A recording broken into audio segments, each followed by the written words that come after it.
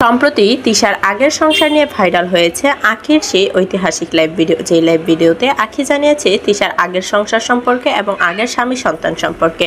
মূলত আগের সংসারে তিশা 8 বছরের সংসার ফেলে আহাদের সাথে রিলেশন করে চলে এসেছিল। আখি জানিয়েছে যে তিশার সাথে দীপার খুব ভালো সম্পর্ক ছিল এবং দীপা তিশার ফ্রেন্ড ছিল, ঠিক যেমনটা কাহিনী হয়েছিল নাজিম এবং তানিশার বেলায়।